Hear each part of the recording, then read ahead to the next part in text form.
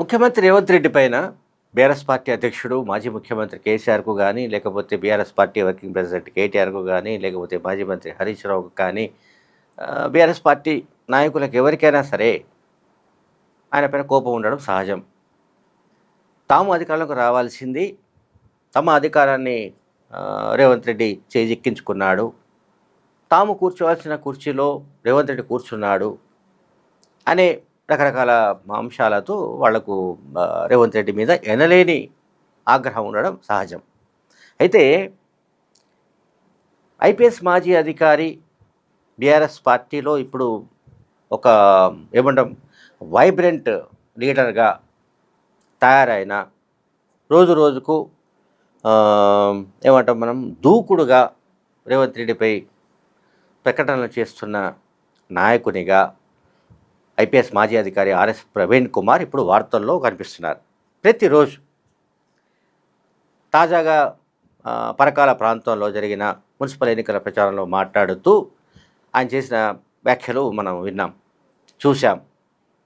ఇది కాళేశ్వరం ప్రాజెక్టులో కీలకమైన మేడిగడ్డ బ్యారేజ్ సంబంధించిన పిల్లర్లు కుంగిపోవడానికి కాంగ్రెస్ బీజేపీ రెండు పార్టీలు కలిసి బాంబులు పెట్టి పేల్చేశారని ఆరోపణలు గుప్పించాడు. అలాగే మరికొన్ని చెక్ డ్యామ్లను కూడా బాంబులు పెట్టి పేల్చేసినట్లుగా ఆయన ఆరోపణలు గుప్పించాడు. ఇదంతా ఒక ఎత్తు.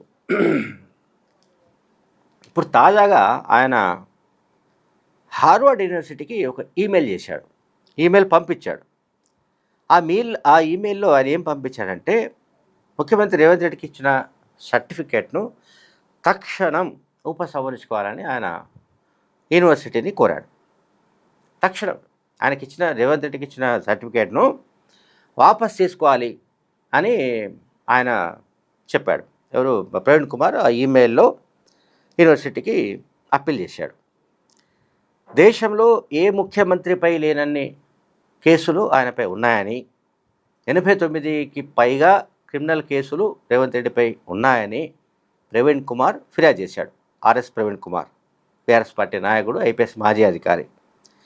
ఓటుకు నోటు కేసులో ఏసీబీకి రెడ్ హ్యాండెడ్గా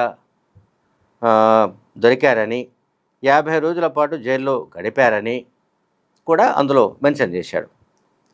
ప్రస్తుత పరిపాలనలో అంటే ఇప్పుడు రేవంత్ రెడ్డి హయాంలో అనేక కుంభకోణాలకు పాల్పడుతూ తెలంగాణ ప్రజలపై రేవంత్ రెడ్డి ప్రతీకారం తీర్చుకుంటున్నట్టుగా కూడా ఒక ఆరోపణ గుప్పించాడు. తన రాజకీయ ప్రత్యర్థులపైన అసభ్యకరమైన, అభ్యంతరకరమైన భాషను ఉపయోగించడం ఒక ముఖ్యమంత్రికి సరైంది కాదు అని కూడా ఆయన అందులో రాశాడు. 21వ శతాబ్దానికి రేవంత్ రెడ్డి ఎందుకు పనికిరాడని, ఆయన రాతియుగానికి సంబంధించిన మనిషి అని, రాతియుగంలో కూడా ఇలాంటి నాయకులు ఉండరని ఆర్ఎస్ ప్రవీణ్ కుమార్ ఈమెయిల్ చేశాడు హార్వర్డ్ యూనివర్సిటీకి. సరే, హార్వర్డ్ యూనివర్సిటీ కి పంపించిన ఆర్ఎస్ ప్రవీణ్ కుమార్ పంపించిన ఈమెయిల్ను బహుశా పక్కన చెత్తబుట్టలో పారేస్తుందో, లేకపోతే అది చూసి తక్షణం అరే మరి ఆర్ఎస్ ప్రవీణ్ కుమార్ లాంటి ఒక గొప్ప నాయకుడు బీఆర్ఎస్ పార్టీలో ఎమర్జింగ్ లీడర్ ఆల్మోస్ట్, అంటే ఒకవేళ మళ్ళీ అంటే బీఆర్ఎస్ పార్టీ అధికారంలోకి వస్తే తక్షణం ఉప ముఖ్యమంత్రి కావాలని కూడా అనుకుంటుండొచ్చు. షెడ్యూల్డ్ కులాలకు సంబంధించిన నాయకుడు కనుక తాను ఉప ముఖ్యమంత్రి అవుతారని భావిస్తుండొచ్చు. ఆర్ఎస్ ప్రవీణ్ కుమార్కి అటువంటి హామీ కూడా ఇచ్చి ఉండొచ్చు. మనం దాన్ని కూడా తప్పు పట్టడానికి ఏం లేదు. సో ఆర్ఎస్ ప్రవీణ్ కుమార్ రాజకీయ విధేయతలు, కేసీఆర్ పట్ల భక్తి, కేటీఆర్ పట్ల అనుబంధం, ఇవన్నీ పక్కన పెడితే ఇది రాజకీయంగా బీఆర్ఎస్ పార్టీకి ఏం ప్రయోజనం మనకు తెలియదు. రేవంత్ రెడ్డి హార్వర్డ్ యూనివర్సిటీలో చేసిన కోర్స్ ఏమిటి? 21st leadership in the 21st century అని దానికి సంబంధించిన ప్రోగ్రాంలో, లీడర్షిప్ ప్రోగ్రాంలో ఆయన పార్టిసిపేట్ చేశాడు. ఐ థింక్ ఒక వారం 8 రోజులు. ఇది హార్వర్డ్ యూనివర్సిటీలో ఒక స్టూడెంట్ లాగా పాల్గొన్నాడు. ఆయన కొన్ని విషయాలు తెలుసుకున్నాడు. ఇది పక్కన పెడదాం. అయితే ముఖ్యమంత్రి ఆయన చాలామంది స్టూడెంట్స్ ముఖ్యమంత్రికి రేవంత్ రెడ్డికి చాలామంది చాలా రకాలుగా ప్రశ్నలు వేశారు. అప్పుడు ఆయన మాట్లాడుతూ ఎవరు రేవంత్ రెడ్డి హార్వర్డ్ యూనివర్సిటీలో మీకు నాయకత్వ పాఠాలు చెప్పడానికి ఇక్కడి ప్రొఫెసర్సే ఉత్తమ గురువులు. నేను కేవలం నా అనుభవాలను పంచుకోవడానికి మాత్రమే వచ్చాను.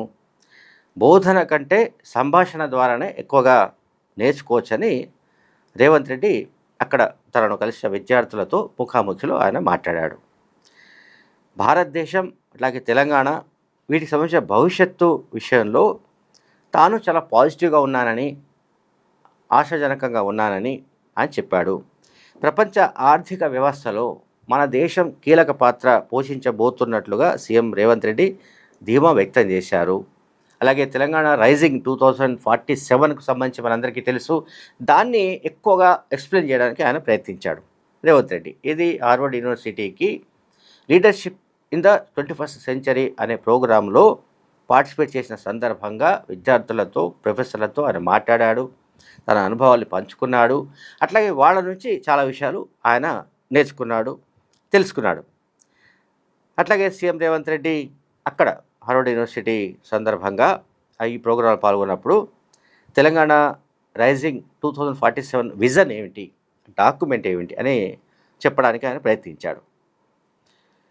2034 నాటికి $1 ట్రిలియన్, 2047 నాటికి $3 ట్రిలియన్ ఆర్థిక శక్తిగా తెలంగాణ ఎదుగుతుందని, ఆ లక్ష్యంగా పనిచేస్తున్నామని చెప్పాడు.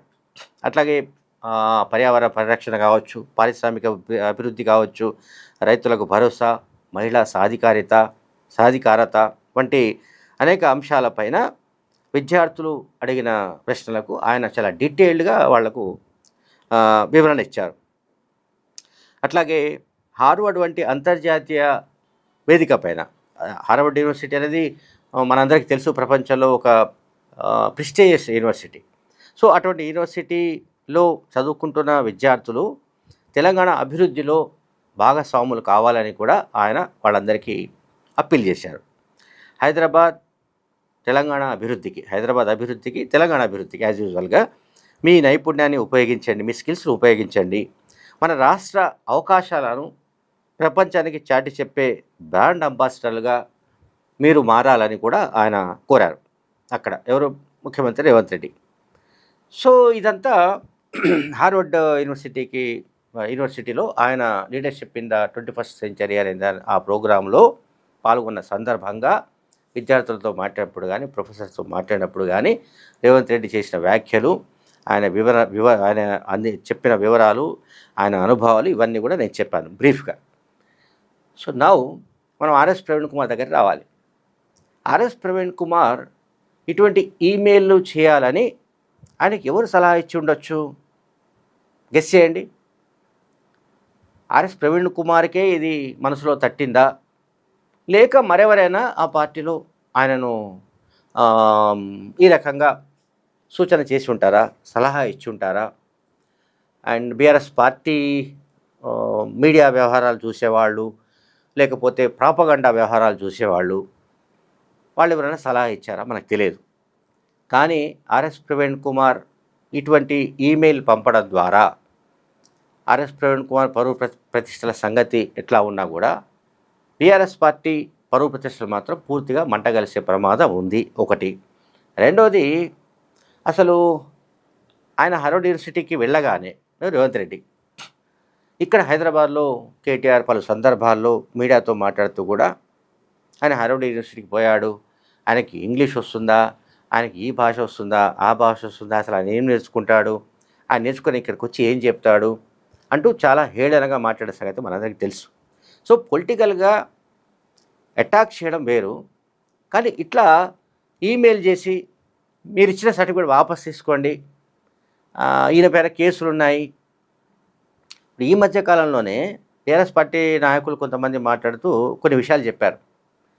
ఇల్లీగల్ ఫోన్ ట్యాపింగ్ అని సిట్ సారథి ఎవరు మన city police commissioner Sajjanar tweet చేసిన వెంటనే నువ్వు ఇల్లీగల్ ఫోన్ ట్యాపింగ్ అని ఎట్లా అంటావు, అది లీగలా ఇల్లీగలా అనేది కోర్టు తేలుస్తుందని చెప్పాడు. సో ఇక్కడ మనం ఆర్ఎస్ ప్రవీణ్ కుమార్ ఈమెయిల్లో ఉన్న కంటెంట్ చూస్తే ఆయనపై 89 కేసులు ఉన్నాయని చెప్తున్నాడు. రైట్, 89 కాదు 900 కేసులు ఉన్నాయనుకుందాం. ఈ 900 కేసులు ఉన్నా కూడా ఆ కేసుల్లో ఆయన ఎక్యూజ్డ్ మాత్రమే. ఆయనను కోర్టులో ఆయన నేరస్తుడని ధృవీకరించలేదు, అంటే తీర్పునివ్వలేదు. అటువంటప్పుడు క్రిమినల్ కేసులు ఉన్నాయి, ఇవి ఉన్నాయి, అవి ఉన్నాయి అంటే క్రిమినల్గా ఆర్ఎస్ ప్రవీణ్ కుమార్ జడ్జిమెంట్ ఇస్తున్నాడా, లేకుంటే బీఆర్ఎస్ పార్టీ రేవంత్ రెడ్డిని క్రిమినల్గా జడ్జిమెంట్ ఇస్తోందా అనే దానిపైన కూడా ఇప్పుడు చర్చ జరుగుతోంది. Thank you very much.